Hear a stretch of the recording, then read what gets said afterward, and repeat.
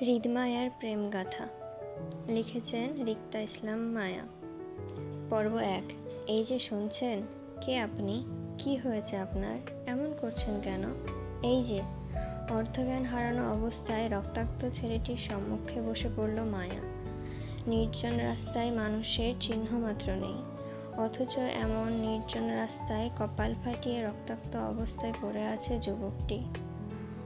উদ্বিগ্নতায় মায়া অচেতন লোকটির সাহায্য করতে চাইল, তাই হাঁটু গেড়ে লোকটির সম্মুখে বসে আলতো হাতে লোকটির গলা নাড়িয়ে সজ্ঞানে আনার চেষ্টা করে পুনরায় একই ভঙ্গিতে ডাকল মায়া।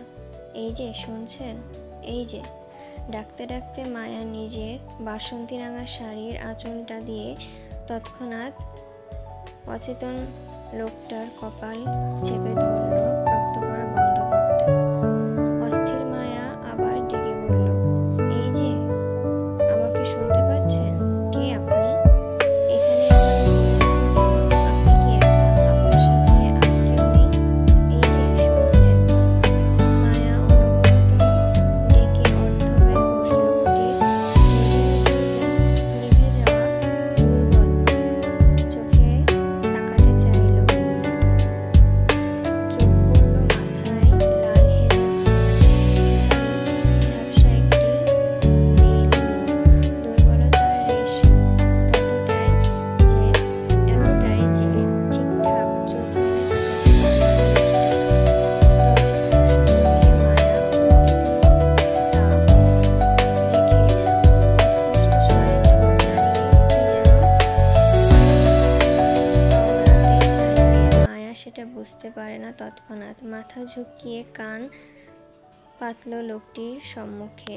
অচেতন লোকটি নিভে যাওয়া দুর্বল গলায় বলতে চাইল, আমার মিষ্টি প্রয়োজন। আমার মিষ্টি প্রয়োজন। আমাকে মিষ্টি জাতীয় কিছু দিন মিস। লোকটি অস্পষ্ট স্বরে কথাগুলো মায়া বুঝতে পেরে মাথা তুলে তাকালো লোকটির দিকে। বেশ অদ্ভুত লাগলো লোকটিকে মায়ার কাছে। মাথা ফাটিয়ে রাস্তায় পড়ে আছে, নিজের জীবন মরণ সমস্যা নিয়ে সেদিকে লোকটার খেয়াল নেই। অথচ সেসব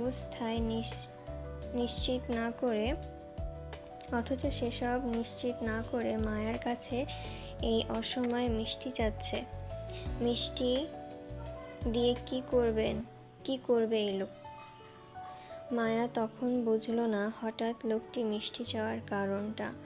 এই শাড়ির আঁচলে লোকটার কপাল চেপে রেখে আগের মতো বলল মায়া, মিষ্টি দিয়ে কি করবেন আপনি?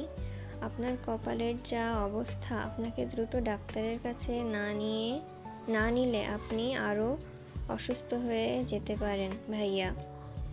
আপনাকে সাহায্য করতে।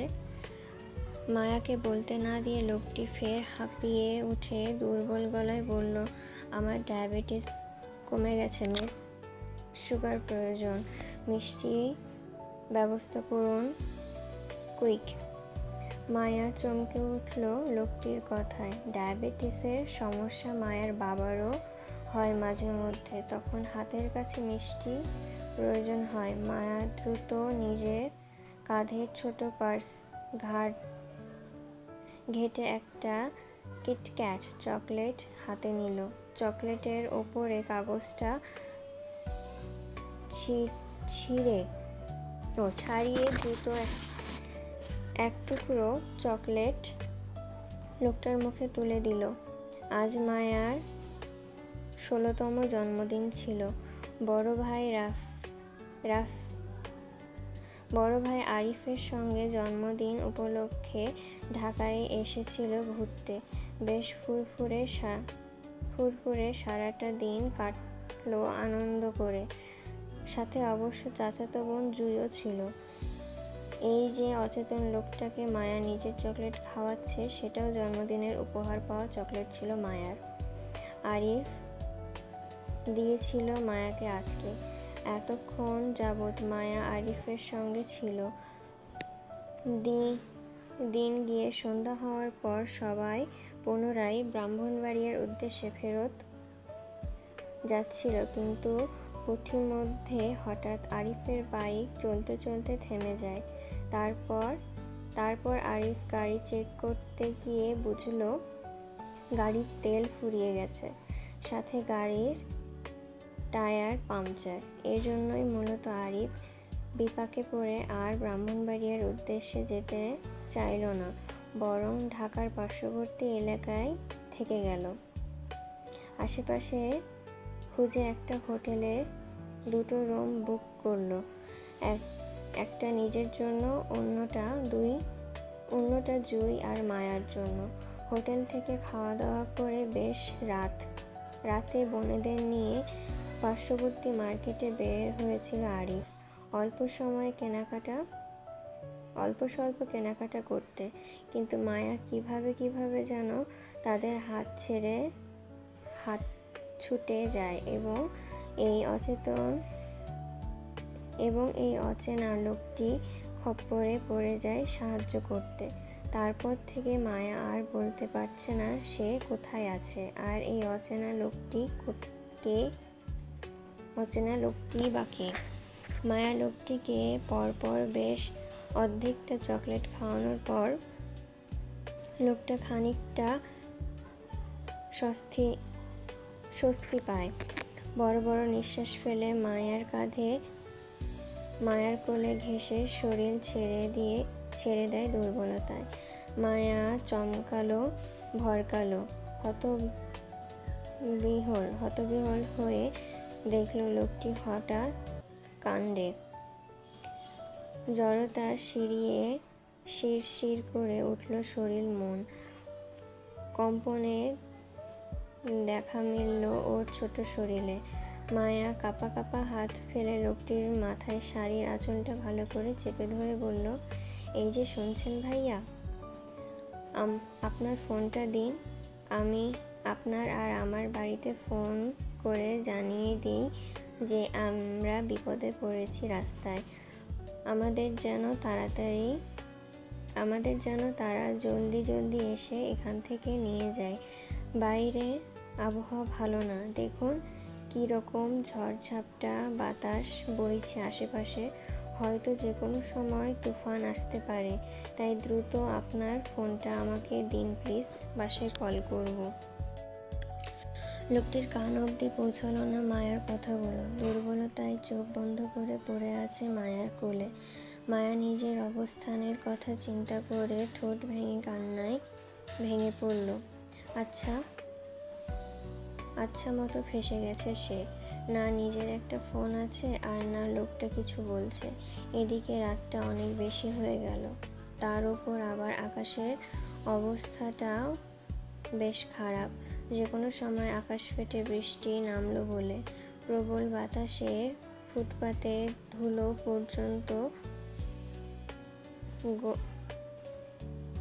গোল ঘুরছে। এমন অবস্থায় মায়া চোখে মুখেও অন্ধকার দেখছে অচেনা লোকটিকে নিয়ে এই মাঝ রাস্তায়। মায়া প্রবল কান্না পেল অসহায়ত্বে। সে নিজেও এই শহরের রাস্তাঘাট চেনে না। বর্তমানে যে জায়গায় মায়া বসে আছে সেই জায়গাটার নামও জানা নেই ওর। মায়া কিভাবে কি করবে বুঝতে পারছে না আপাতত। শূন্য মস্তিষ্কে অসহায়ত্বের প্রকাশ করে ঠোঁট ভেঙে এবার কেঁদেই ফেলল। তারপরও অচেনা লোকটিকে একা ছেড়ে গেল না। মায়া চলে যেতে চাইলেও,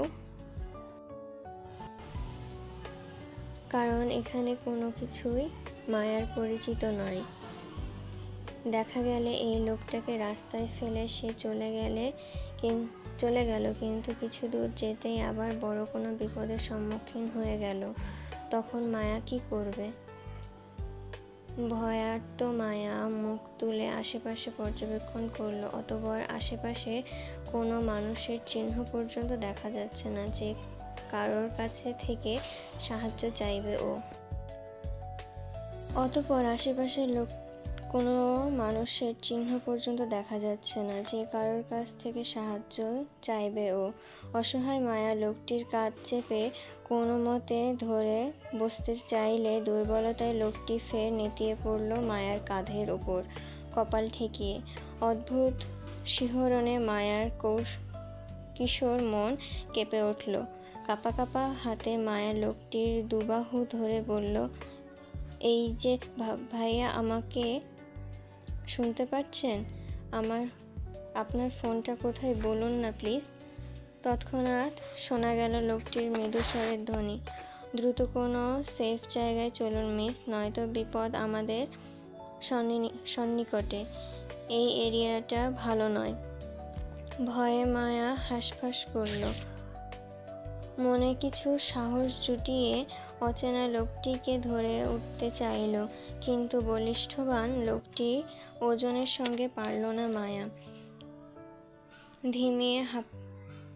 ধীমে হাঁপিয়ে উঠল লোকটির দাঁড় করাতে গিয়ে। সেই সাথে উঠতে গিয়ে বেখেয়ালি নিজের পায়ের নিচে শাড়ির কুচিগুলো পরে খুলে গেল তত্তর করে। আতকে ওঠার মতো তৎক্ষণাৎ মায়া বাম হাত খুলে যাওয়ায় শাড়ির কুচিগুলো ধরে এলোমেলোভাবে পুনরায় কোমরে গুজল। লোকটিকে ধরে দাঁড় করাতে গিয়ে মায়া আবার ঝামেলায় পড়ল যখন দেখল মায়ার হাইটে লোকটা কাঁধ সমান হলো তখন। তারপর আবার লোকটির ওজনও মায়ার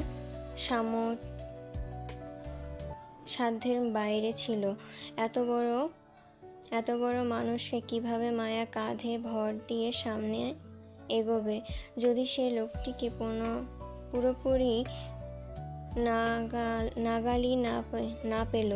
অসহায় মায়া এবার বেশ ছুটে কান্না পেল। মায়া আবার একটু লম্বা হলে কি এমন হতো? অন্তত লম্বা জোরে না হয় এই লোকটিকে এই মুহূর্তে ঠিকঠাক সাহায্য করতে পারত। মায়া ভাবনার মাঝে পুনরায় আটকে উঠল যখন বুঝতে পারল অচেনা লোকটি মায়ার কাঁধ চেপে নিজের ভর ফেলছে মায়ার উপর। লোকটি বেশ লম্বা হওয়ায় মায়ার দিকে অনেকটা ঝুলে পড়তে হয়েছে তাকে। মায়া তত্তর করে কেঁপে উঠল। বাধা দিতে চাইলে বুঝতে পারল লোকটির অবস্থা আরো খারাপ হয়ে যাচ্ছে ক্রমাগত। লোকটি নিজের দুর্বলতায় ঠিকঠাক দাঁড়াতে পারছে না বলে সে মায়ার উপর নিজের ওজন ছেড়ে দিচ্ছে ধীরে ধীরে। তাছাড়া মায়া যদি দ্রুত এই ঝড়ঝাপটার মাঝে লোকটিকে নিয়ে সেফলি কোনো জায়গায় না পৌঁছায় তাহলে আরো বিপদে পড়বে তারা দুইজন। অচেনা লোকটি যে কোনো সময় জ্ঞান হারাতে পারে বলে মনে হচ্ছে মায়ার। অসহায় মায়া নিজের কাঁধের উপর লোকটির হাত চেপে ধরে সামনে এগোলো। লোকটার হাইট আর ওয়েট সামলাতে গিয়ে মায়া আবার খেই হারিয়ে হোঁচট খেয়ে পড়ে গেল। নিজের ব্যালেন্স সামলিয়ে সামনে এগুলো। বেশ কয়েকটা পথ এলোমেলো হাঁটার পর দেখা মিলল এক অর্ধবয়স্ক লোকের সাথে। দ্রুত পদে হাঁটছিল লোকটি, কিন্তু ভাগ্যক্রমে দেখা মিলল মায়াদের সাথে। মায়া বেশ আকুতি মিনতি করে সাহায্য চাইল নিজের আর অচেনা লোকটির জন্য। বয়স্ক লোকটি প্রথমে অচেনা যুবক যুবতীকে সাহায্য করতে মন বাঁধলেও মুখে কিছু বলল না মানবতার খাতিরে, বরং নিশ্চুপ এগিয়ে আসলো মায়াদের সাহায্য করতে। মায়া কাঁধ থেকে অচেতন লোকটি নিজের কাঁধে তুলে নিয়ে এগোলো নিজের বাড়ি পর্যন্ত। মায়া তাদের পিছন পিছন গেল, কিন্তু বিপত্তি বাধল অর্ধবয়স্ক লোকটি বয়স্ক বৃদ্ধ বাবাকে নিয়ে। তিনি মায়া আর রক্তাক্ত লোকটির অবস্থা দেখে বেঁকে বসলেন। সাহায্য করতে দ্বিমত জানালেন। ওনার ধারণা মায়া আর অচেতন লোকটি প্রেম যুগল এবং তারা পরিবারের চাপে পালিয়ে এসে হোটেল রুমে আশ্রয় নিয়ে আকাম করতে গিয়ে দুইজন পুলিশের কাছে ধরা খেয়েছে এই ঝড়ঝাপটার রাতে। ওনার ধারণা মতে মায়া আর ছেলেটি পুলিশের হাতে মার খেয়ে পালিয়ে এসেছে ওনার বাড়িতে আশ্রয় নিতে। বয়স্ক লোকটি এমন চিন্তাভাবনা অনুযায়ী মায়াকে একচোট কথা শুনিয়ে ফেলেছেন এইসব বিশ্লেষণ করে। অবশ্য বৃদ্ধ লোকটির এমন সব বিশ্লেষণ করার পেছনে যথেষ্ট কারণও আছে, আর সেটা হলো মায়ার পরিহিত এলোমেলো শাড়ি আর অচেতন যুবকটির ইন করা শার্ট প্যান্টের ভেতর থেকে বেরিয়ে আসার জন্য মূলত ওনার অপবিত্র ধারণা আসল মানে মায়াদের নিয়ে। আসল মনে মায়াদের নিয়ে। বৃদ্ধা লোকটার কথায় মায়া কান্না করতে করতে নিজের দিকে তাকায়। অচেনা লোকটিকে নিয়ে টানাটানি করতে মায়ার গায়ের শাড়িটা অগোছালো হয়ে গেছে। সঙ্গে অবশ্য রক্তে লাল লাল দাগের ছিটায় সমস্ত শাড়ির তলিয়ে আছে। দুর্ভাগ্যবশত মায়ার মাথার হেজাবটাও ঠিক নেই। শাড়ির আঁচলটা পূর্বে থেকে লোকটার রক্তে ভেজা ছিল, তাই ওনার ধারণা হতেই পারে মায়া অসৎ কাজে বেরিয়েছিল এই অচেনা লোকটির সাথে। মায়া ঠোঁট চেপে কান্না আটকাতে চাইল। এই কেমন পরিস্থিতির শিকার হলো সে। এখন মায়া কিছু বললেও যে কেউ বিশ্বাস করবে না, সেটা লোকটা তীক্ষ্ণ কথা শুনে বুঝতে পারল মায়া নিশ্চুপ কান্না করলো, তারপরও মুখে কিছু বলল না।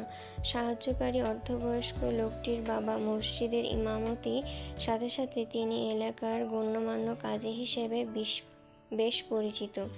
তিনি শুধু অত্র এলাকার ছেলেমেয়েদের বিয়েই নয়, বরং আশেপাশের 5 এলাকার মানুষের বিয়েও দিয়ে থাকেন তিনি। এমন সম্মানী ব্যক্তির ঘরে এখনো পাপধারক মানুষের জায়গা হবে না বলে তিনি মনে করলেন। কিন্তু এই ঝড়ঝাপটার রাতে এদের সাহায্য না করে বের করে দেওয়াটাও ঠিক হবে না। এতে আল্লাহ নারাজ হতে পারেন। অসহায় মানুষের সাহায্য করা ওনার ধর্মের শিক্ষা। উনি অচেতন ছেলে মেয়েদের সাহায্য করবেন, তবে হালালভাবে, বৈধভাবে। বৃদ্ধ কাজী লোকটা নিজের মোটা ফ্রেমের চশমার ভেতর দিয়ে চোখ উঁচিয়ে আবারও এক পলক তাকালো মায়া আর রক্তাক্ত যুবকটির দিকে। অন্ধকারের ঘোরে কারোর চেহারা স্পষ্ট হলো না ওনার কাছে, তবে অচেতন যুবকটিকে বেশ চেনা লাগলো ওনার কাছে। তিনি তৎক্ষণাৎ দৃষ্টিতে যুবকটিকে আরো এক পলক দেখে নিয়ে নিজের ছেলেকে অনুমতি দিলেন সবাইকে নিয়ে ভেতরে যেতে। ওদের ভেতরে নিয়ে যাও হাফেজ। জি আব্বা। বাবার অনুমতি পেয়ে অচেতন লোকটিকে নিয়ে ভেতরে গেল হাফেজ সাহেব। পিছন পিছন মায়াও গেল। যুবকটিকে ধরে বিছানায় শুইয়ে দিতেই পিত্তে চমকে উঠল হাফেজ সাহেবের। আতঙ্কিত চোখে বিছানায় শয্যাশায়ী যুবকটির দিকে তাকিয়ে তৎক্ষণাৎ ঘাড় ঘুরিয়ে তাকালো মায়ার দিকে। মায়ার উপর থেকে নিচ পর্যন্ত চোখ বুলিয়ে দেখে দ্রুত বের হয়ে গেল রুম থেকে নিশ্চুপে। মায়া হাঁসফাঁস করল হাফেজ সাহেবের অদ্ভুত দৃষ্টিতে। তিনি চলে যেতে মায়া স্বস্তির নিঃশ্বাস ফেলল। ধীর পায়ে এগিয়ে গেল যুবকটির কাছে। হালকা ঝুঁকে পড়ল যুবকটির অবস্থান চেক করতে। লোকটির নড়াচড়া না দেখে মায়া আস্তে করে বসল লোকটির পাশে। কিছুই ভালো লাগছে না ওর। অচেনা জায়গায় অচেনা মানুষের সাথে বসে থেকে মায়া বিপদে ভয় হচ্ছে মনে। আবার না জানি কিসের মধ্যে পড়ে যায় ওরা। ভীতু মায়া কলিজা পর্যন্ত কাঁপছে, গলা শুকিয়ে কাঠ।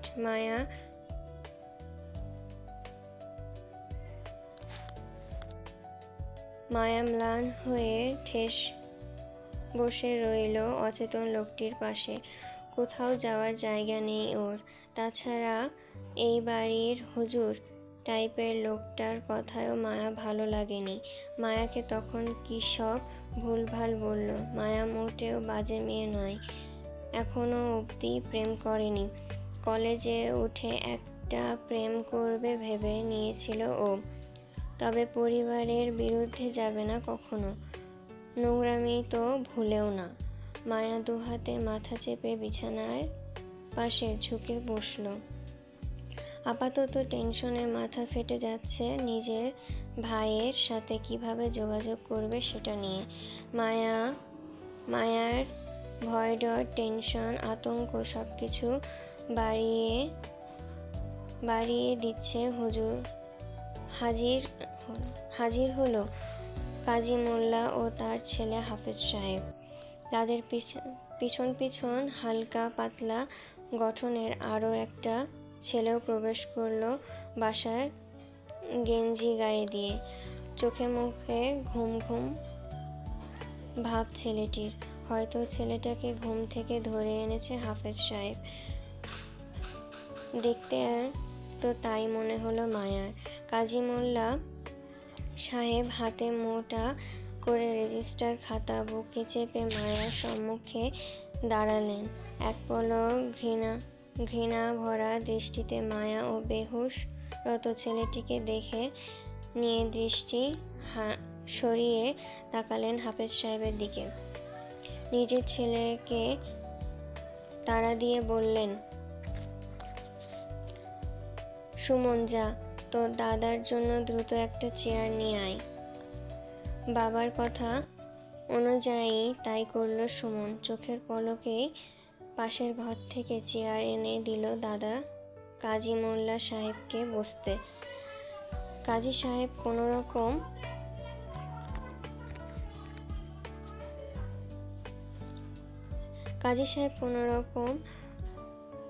ভনিতা ছাড়াই চেয়ার টেনে খাতা খুলে বসলেন মায়ার সম্মুখে। শব্দ করে গলা খাকিয়ে মায়ার উদ্দেশ্যে হুমকি স্বরে বললেন, মানুষের সাহায্য করা আমার ধর্ম, তাই বলে আমার কাছে পাপের জায়গা নেই।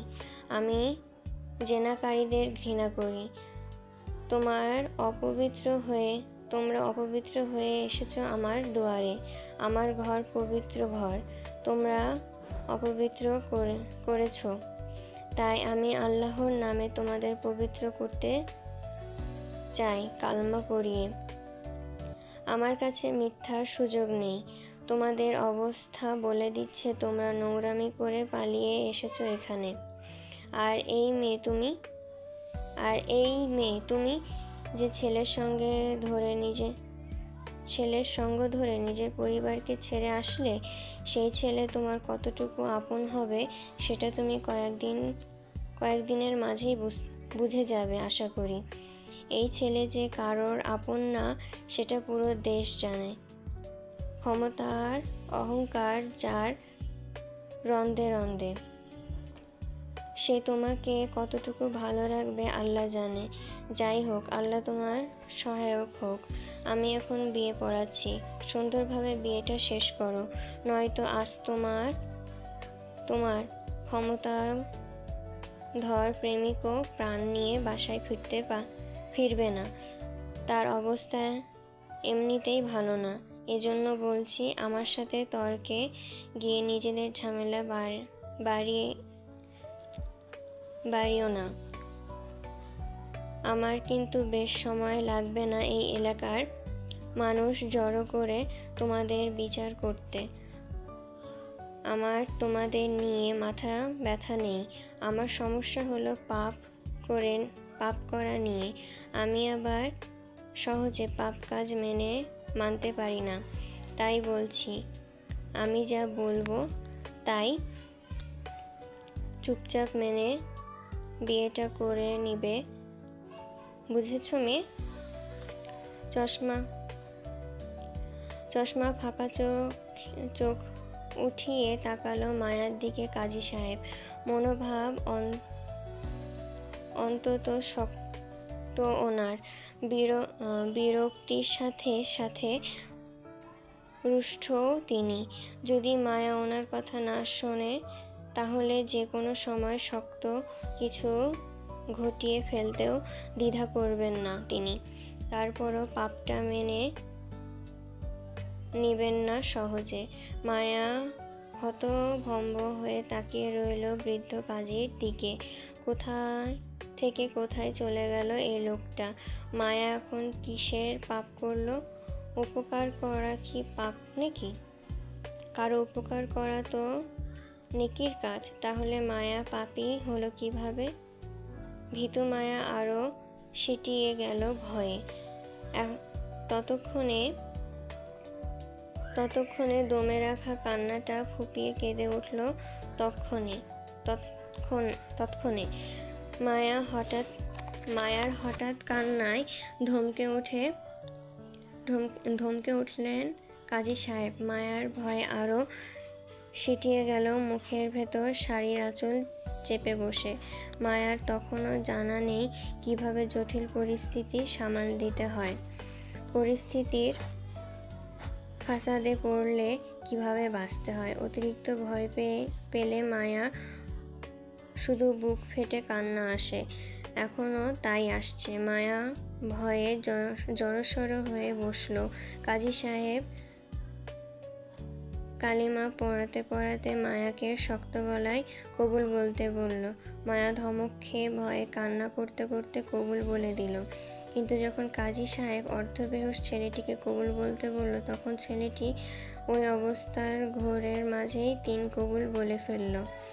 মায়াদের বিয়ে সম্পূর্ণ হলো। কিন্তু মায়া একটা জিনিস লক্ষ্য করল, কাজী সাহেব মায়ার স্বামী নামক লোকটির থেকে কোনো রকম নাম ঠিকানা জিজ্ঞাসা করলেন না, শুধু মায়াকে ছাড়া।